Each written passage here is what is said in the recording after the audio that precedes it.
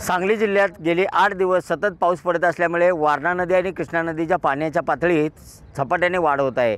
आपण सध्या सांगलीतील हरिपूर येथील कृष्णा आणि वारणा नदीच्या संगमावरती उभे आहोत।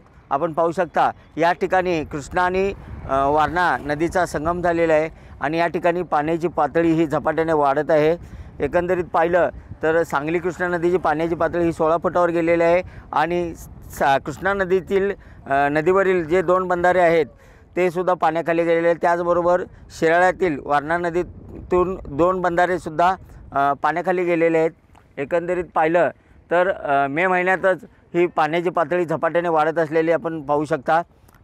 पुढे जून महिना आहे, जुलै महिना आहे। पावसाची सरी बरसल्यानंतर कृष्णा नदी आणि वारणा नदीचा संगम झाल्यानंतर कृष्णा नदीची पाण्याची पातळी आणखी किती वाढणार हे पाहणं पण महत्त्वाचं ठरणार आहे। आलमट्टीची उंची जर वाढली असेल तर या कृष्णा नदीला यंदा महापुराचा धोका असणार असल्याची माहिती जलतज्ञांच्याकडून व्यक्त केली जात आहे। आता राज्य सरकार आणि केंद्र सरकार आलमट्टीच्या धरणाच्या उंचीच्या संदर्भात काय भूमिका घेतं हे पाहणं महत्त्वाचं ठरणार आहे। कॅमेरामन सुजित सोबत मी शंकर देवकुळे, TV9 मराठी, सांगली।